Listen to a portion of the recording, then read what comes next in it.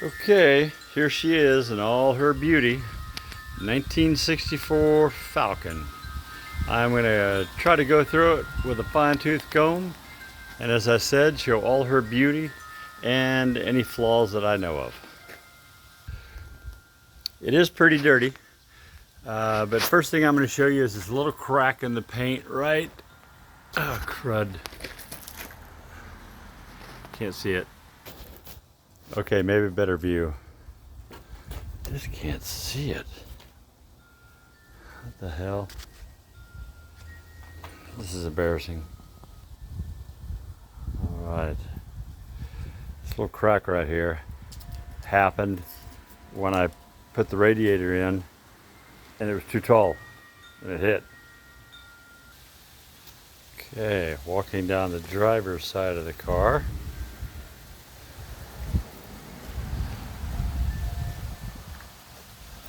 And I noticed something right here, and I didn't notice this till just a week or two ago. There's another little scratch or something right there in the paint.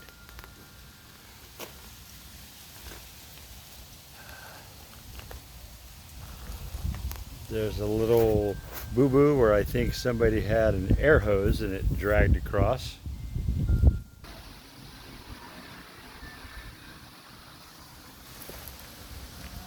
And then I noticed that little crack right there, and I believe that is it. If I was rating this myself on a scale from 1 to 100, I would give it a 92, because when it is clean and waxed and shiny, this son of a gun, which her name is Miss Red, is gorgeous. Okay. If there is any Bondo on this car, the only place I could think would be this tip where my mother, I think, hit a light pole in a grocery store parking lot. And if it wasn't that one, it was this one. That's just dirt. Oh no, there's a little boo-boo. Oh my gosh. Huh. Okay, moving on to the bumper. Here's the front bumper. Typical little surface rust, some scratches, and a lot of dirt.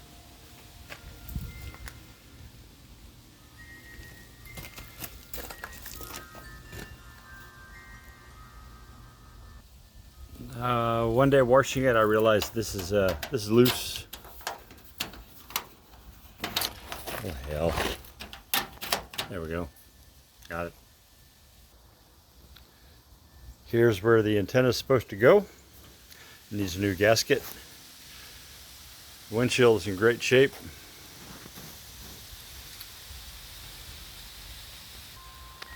In fact, all the glass is in really good shape. Here's some bubbling on the chrome.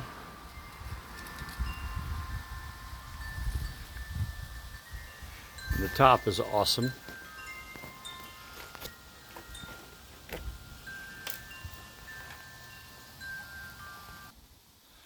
Now on the driver's side, we got a little gap here, and I think it is this back window.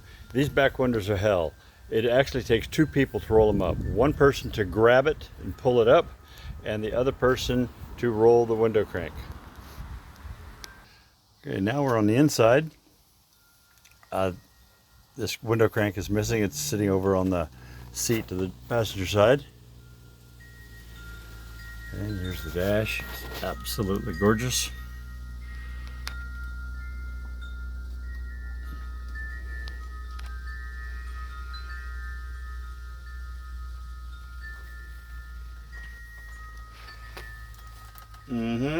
This is a beautiful car. There's a shifter boot, needs to be replaced. There's something going on with the carpet. It's been like that for a long time. I'm sorry about all the leaves. It has been horrible weather here with wind, and my neighbor's got gigantic trees. This radio doesn't work, and right there's a little bitty infrared sensor that hooks up to a radio underneath this back seat. And I've never gotten it to work, so I just reached down and turn it on, and adjust the volume and stations blindly. It's not very fun, but it does work. The odometer doesn't work. For some reason I thought the speedometer did, but that didn't make sense. Lights work, wiper does not. This is the horn button, because the horn assembly is missing here. I would say 2 weeks ago the top decided not to work anymore. So I think I've told you all that. Now here, the chrome on the inside is a little bit rougher, so I don't know if it could be polished out or not. There we go. Okay, now we're going to pop the trunk. Okay, don't let go or this is going to hit you in the head. All right. Inside here, all looks real nice. It's got that, well, fancy pad underneath there. Here's a whole bunch of spare parts and stuff. Inside here is actually the T5 transmission that fits a modern, what I say, a mid-80s 302. Comes with the sail, spare tire, all kinds of other parts. But I just wanted to show you the inside of the trunk area is gorgeous as well. Now the engine area.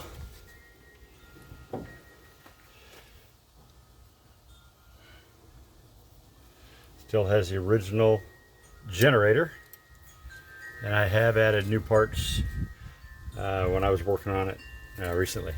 New carburetor, distributor parts, coil, starting relay.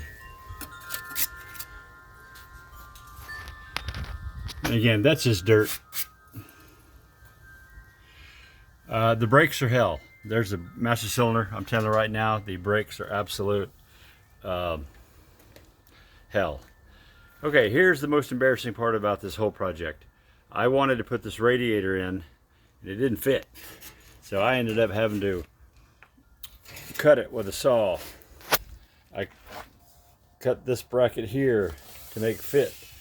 I just put it on with a piece of string, really, because when I was working on this radiator, all I wanted to do was get it in and out of the driveway and underneath a cover.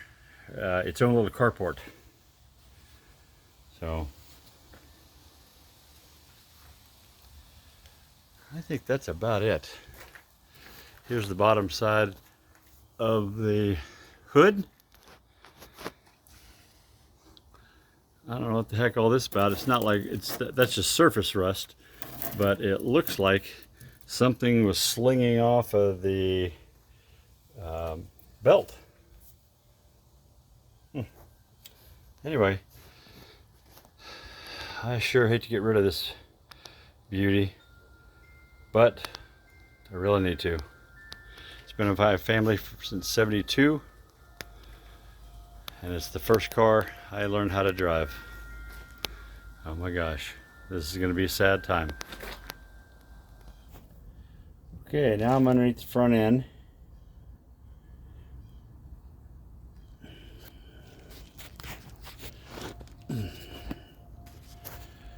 I think my finger was on the camera. This right here is what I call surface rust. It doesn't appear to be any structural rust. And it still has a really good undercoating all around. That's an oil pan right there. So, yep. This is a good old car.